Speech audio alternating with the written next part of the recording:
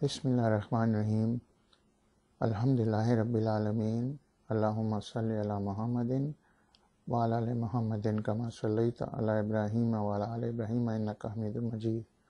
السلام علیکم ورحمۃ اللہ وبرکاتہ۔ نماز پڑھنے کے لیے وضو کا کرنا ضروری ہے۔ وہ نماز نہیں ہوتی جو بغیر وضو کے کی جائے۔ بہت سے مسلمان وضو ایسے کرتے ہیں جیسے انہوں نے اپنے بڑوں کو کرتے دیکھا یا انہیں بتایا گیا، جبکہ وضو ہمیں ایسے کرنا چاہیے جیسے رسول اللہ صلی اللہ علیہ وسلم نے کیا۔ آج میں آپ کو وضو کرنے کا طریقہ سنت کے مطابق بتاتا ہوں۔ سب سے پہلی چیز وضو کرنے کی نیت ہے، جو کہ یہ ہونی چاہیے کہ آپ کا وضو کر رہے ہیں نماز پڑھنے کے لیے۔ یہ نیت صرف دل میں ہونی چاہیے، اس کا زبان سے کہنا ضروری نہیں۔ اس کے بعد آپ کو بسم اللہ کہنا چاہیے، لیکن اگر آپ وضو ایسی جگہ کر رہے ہیں جہاں ٹوائلٹ بھی ہے تو بسم اللہ صرف دل میں کہیں، زبان سے نہیں کہیں۔ پھر آپ دونوں ہاتھ کلائی تک 3 مرتبہ دھوئیں۔ پہلے الٹے ہاتھ سے سیدھا ہاتھ دھوئیں اور پھر سیدھے ہاتھ سے الٹا ہاتھ۔ اس بات کا خیال رکھیں کہ کوئی جگہ خشک نہیں رہ جائے، خاص کر انگلیوں کے درمیان۔ پھر 3 مرتبہ کلی کریں۔ سیدھے ہاتھ سے پانی منہ میں ڈال کر اچھی طرح منہ صاف کریں، ہوئے پانی کو باہر نکالیں۔ پھر 3 مرتبہ ناک صاف کریں اور یہ اس طرح کہ سیدھے ہاتھ سے ناک میں پانی ہلکا سا اندر کھینچیں اور الٹے ہاتھ سے اس کو باہر نکالیں۔ اب آپ 3 مرتبہ اپنا چہرہ دھوئیں اور اس طرح کہ ایک کان سے دوسرے کان تک اور پیشانی سے ٹھوڑی تک، اور یہ خیال رکھیں کہ کوئی جگہ خشک نہیں رہ جائے۔ مرد اپنی گیلی انگلیوں کو داڑھی میں سے گزاریں۔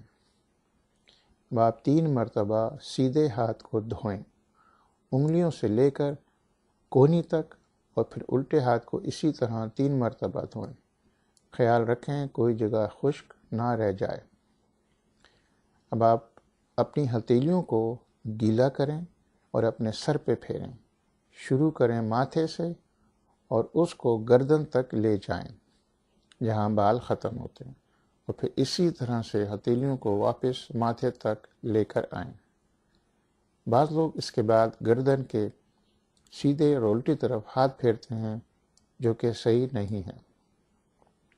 اب آپ اپنی گیلی انگلیوں کو، جو کہ شہادت کی انگلیاں ہیں، ان کو ایک ساتھ دونوں کانوں میں ڈالیں، کانوں کے اندر کی صفائی کریں، اور پھر انہی انگلیوں سے دونوں کانوں کے باہر کے حصے کو صاف کریں، اور آخر میں دونوں انگوٹھوں سے کان کے پیچھے کے حصے کو صاف کریں، نیچے سے لے کر اوپر تک۔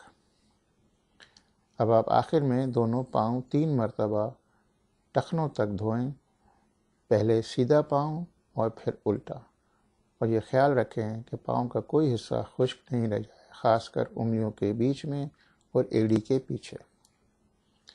اب آپ کا وضو ہو گیا، اور اب آپ کو شہادہ پڑھنا چاہیے، جو کہ یہ ہے: اشہد ان لا الہ الا اللہ وحدہ لا شریک لہ واشہد ان محمدا عبدہ ورسولہ۔ اگر آپ وضو ایسی جگہ کر رہے ہیں جہاں کموڈ یا ٹوائلٹ بھی ہے تو پھر شہادہ باہر آ کر پڑھیں۔ وضو سے متعلق چند اور اہم باتیں یاد رکھیں۔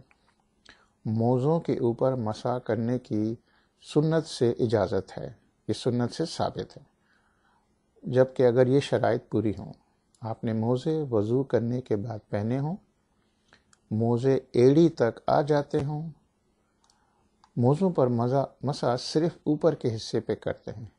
گیلی انگلیاں الٹے ہاتھ سے سیدھے پاؤں پر انگلیوں سے شروع کریں اور پیچھے کی طرف لے جائیں، اور اسی طرح سیدھے ہاتھ سے الٹے پاؤں پہ کریں۔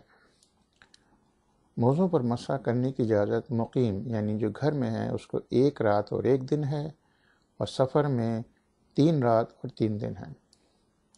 اگر اس دوران آپ نے موزے اتار دیے تو آپ کو نئے وضو کے وقت دوبارہ پاؤں دھونے پڑیں گے۔ بہنوں کے لیے ایک ضروری بات یاد رکھیں: اگر آپ نے اپنی نیل پالش کے ساتھ وضو کیا تو آپ کا وہ وضو نہیں ہوا، اور جب آپ کا وضو ہی نہیں ہوا تو پھر آپ کی نماز بھی نہیں ہوئی۔ والسلام علیکم ورحمۃ اللہ وبرکاتہ۔